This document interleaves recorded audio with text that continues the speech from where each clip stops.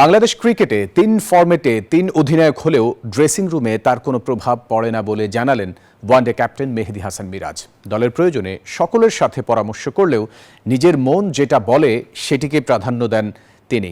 Captain হিসেবে জিততে চান অন্তত একটি এশিয়া কাপ। মিরাজকে নিয়ে ৩ পর্বের ধারাবাহিকের আজ থাকছে দ্বিতীয় পর্ব। তার সাথে কথা বলেছেন সহকর্মী শুভ দেবনাথ। টানা খেলা সঙ্গে কিছুটা কৌশলগত কারণে ৩ ফরম্যাটে ৩ অধিনায়ক ঘোষণা করেছে টাইগাররা। শুরুতে সে বিষয় নিয়ে জটিলতা তৈরি হলো, ধীরে ধীরে অভ্যস্ত হয়েছে ক্রিকেটাররা। ওয়ানডে ফরম্যাটের ক্যাপ্টেন মেহেদী মিরাজও জানালেন এখন ড্রেসিং রুমে নেই কোনো সমস্যা। ৩ ফরম্যাটের ৩ জন খেলে তখন কিন্তু তাদের পারফর্ম করতে হয়, কারণ তারাও কিন্তু একটা টিমের পার্ট। এমন না যে তারা আলাদা, কারণ তারা বেস্ট 11-এর প্লেয়ার। ক্যাপ্টেনের রোলটা মাঠের ভিতরে, দেন যখন আপনি ফিল্ডিং সেট আপ বলেন, বোলিং করানো বলেন, এটা ক্যাপ্টেনের পার্ট।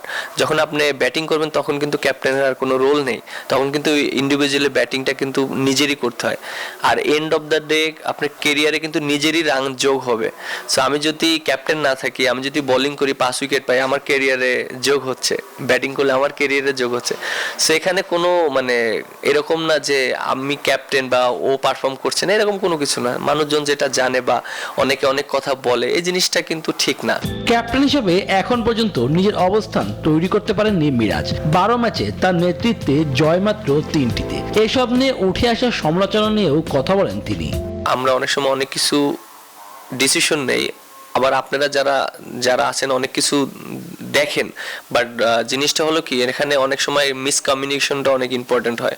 আমরা যেভাবে চিন্তা করি হয়তো আপনারা অন্যভাবে চিন্তা করেন। সো আমার কাছে মনে হয় যে আপনারা যারা আছেন, আপনারা যদি অবশ্যই সমালোচনা করবেন, বাট সেটা যদি একটা সীমারেখার মাধ্যমে সমালোচনা করা হয়, ক্রিকেটিং ভাষায় যদি সমালোচনা করে, জিনিসটা বেটার হয়। অতীত পেছনে ফেলে সামনে তাকাতে চান এই অলরাউন্ডার। নেতৃত্বে থাকা অবস্থায় অন্তত একটি এশিয়া কাপের শিরোপা জিততে চান। আমি তো অবশ্যই স্বপ্ন দেখি যে নেক্সট এশিয়া কাপ যদি আমরা চ্যাম্পিয়ন হতে পারি, এটা আমাদের জন্য অনেক অনেক বড় প্রাপ্তি হবে।